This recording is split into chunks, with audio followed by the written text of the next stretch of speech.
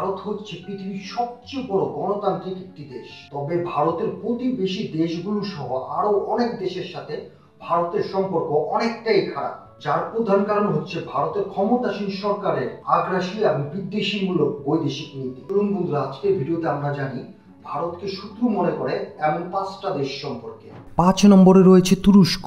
তুরস্ক ও ভারতের মধ্যে বিরোধের ইতিহাস শুরু হয় 11 শতকের দিকে, যখন তুর্কিরা ভারত আক্রমণ করে। তবে বর্তমান সময়ে ভারত ও তুরস্কের মধ্যে বিরোধের মূল কারণ হচ্ছে কাশ্মীর ইস্যু। তুরস্ক ভারতের কাশ্মীরে সার্বভৌমত্বকে স্বীকার করে না এবং 2019 সালে ভারত সরকার কাশ্মীরে সাহিত্য শাসনকে বাতিল করার পর তুরস্ক ভারতের বিরুদ্ধে কঠোর সমালোচনা করে। ফলে ভারতের প্রধানমন্ত্রী নরেন্দ্র মোদীর তুরস্ক সফর বাতিল করা হয়। এছাড়াও তুরস্ক হচ্ছে পাকিস্তানের ঘনিষ্ঠ বন্ধু এবং যেখানে ভারত পাকিস্তানকে সবচেয়ে বড় শত্রু দেশ হিসেবে ভাবে। তাছাড়াও ভারতের দাঙ্গা এবং মুসলমানদের উপর নির্যাতনের কড়া সমালোচক হচ্ছেন তুরস্কের প্রেসিডেন্ট এরদোয়ান।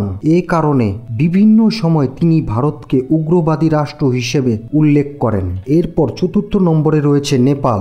2015 সালে ভারত নেপালকে অবরোধ করলে নেপালিদের মধ্যে চিরস্থায়ী ভারত বিদ্বেষী মনোভাব তৈরি হয়। প্রকৃতপক্ষে নেপালিরা গোটা পৃথিবীতে মাত্র একটি দেশকে ঘৃণা করে এবং সেটি হচ্ছে ভারত।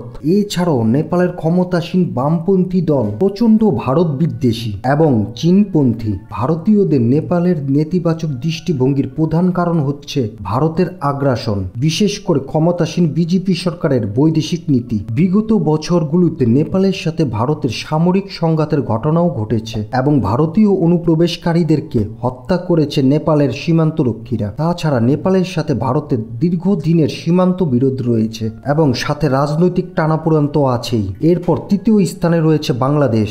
বাংলাদেশ এবং ভারত দুটি প্রতিবেশী দেশ, যাদের মধ্যে দীর্ঘ ও জটিল ইতিহাস রয়েছে। এই ইতিহাসে উভয় দেশের মধ্যে সহযোগিতা এবং দ্বন্দ্বের মিশ্রণ রয়েছে। স্বাধীনতার পর থেকে ভারত বাংলাদেশকে অর্থনৈতিক, সামাজিক ও রাজনৈতিকভাবে সহায়তা করে থাকলেও সাম্প্রদায়িক সময়ে দেশ দুটির মধ্যে বেশ কিছু বিষয় নিয়ে বিরোধ দেখা দিয়েছে। এর মধ্যে বাংলাদেশ ও ভারতের সীমান্ত বিরোধ, ফারাক্কাবাদ ও তিস্তার পানি বন্টন এবং দেশের অভ্যন্তরীণ রাজনীতিতে হস্তক্ষেপ অন্যতম। এছাড়াও ভারতের ক্ষমতাসীন বিজেপি সরকারের হিন্দুত্ববাদী নীতি এবং আগ্রাসনকে বাংলাদেশিরা পছন্দ করে না। তাছাড়াও বাংলাদেশের সাবেক স্বৈরাচার প্রধানমন্ত্রীকে রাজনৈতিক আশ্রয় দেয় ভারত, যেটা ভারতের প্রতি বাংলাদেশিদের ক্ষোভ এবং বিরোধ আরও বাড়িয়েছে। এরপর 2য় নম্বরে রয়েছে চীন। ভারতের সবচেয়ে শক্তিশালী শত্রু হচ্ছে চীন।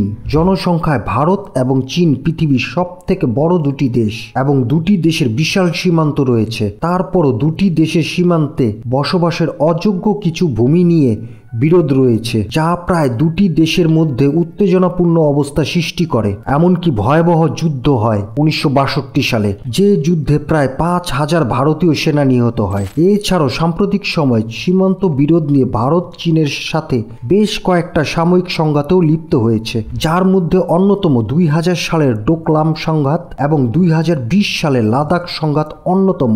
লাদাখ সংঘাতে ভারতে 20 জন সেনা নিহত হয়, যা এখন পর্যন্ত দুই দেশের মধ্যে সব থেকে বড় সীমান্ত সংঘাত। অপরদিকে তিব্বতের নির্বাসিত নেতা দালাই লামাকে রাজনৈতিক আশ্রয় দিয়েছে ভারত, যেটা ছিল চীনের সাথে ভারতের সম্পর্ক আরও খারাপ হওয়ার কারণ। তবে চীন এবং ভারতের শত্রুতার বড় কারণ হচ্ছে আঞ্চলিক আধিপত্য।